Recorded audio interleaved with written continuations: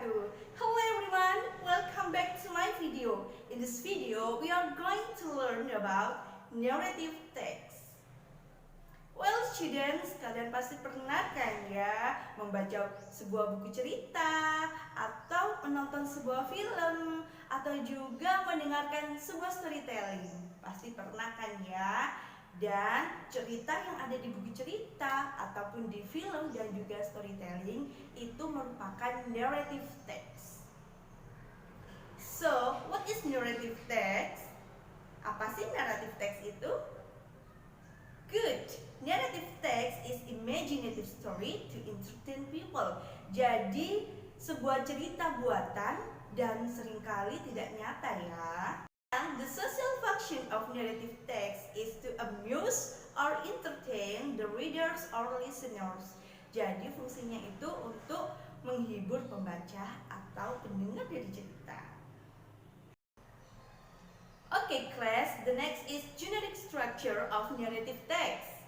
The first is orientation. In orientation, introduce the characters of the story. And also when and where the story happen.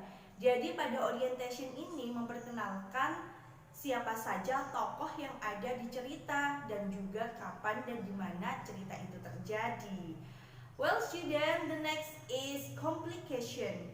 In complication tells about the problems of the story. Jadi menceritakan tentang masalah yang ada di cerita itu. Okay? And then the next is resolution. In resolution tells about the problem solving. Jadi penyelesaian masalahnya ya. Well, the next is reorientation or code. It consists of the moral value of the story. Jadi isinya tentang pesan moral yang bisa diambil dari cerita itu. Okay? But it's optional. Jadi tidak semua teks ada reorientation atau kodenya ya. Jadi ada yang ada juga yang tidak ada.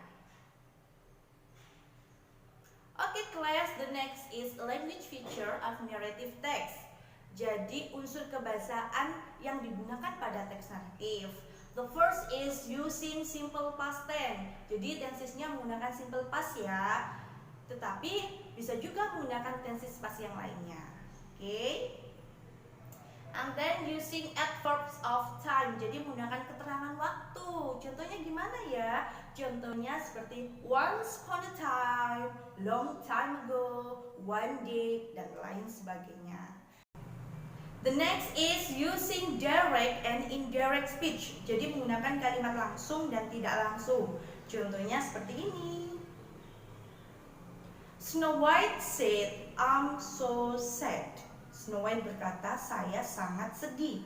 Contoh ini termasuk direct speech, yaitu kalimat langsung. Kenapa? Karena ada tanda petiknya ya. Dan seolah-olah Snow White itu berkata secara langsung.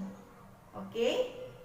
And then indirect speech, kalimat tidak langsung. Contohnya seperti Snow White said that she was so sad. Jadi Snow White berkata bahwa dia sangat sedih. Di sini narator mengulang apa yang sudah dikatakan oleh Snow White. Oke, jadi seperti itu. Well student, have you understood about narrative text? Sudah paham belum? Sudah paham kan ya? Oke, thanks for watching and see you in the next video. Have a great day.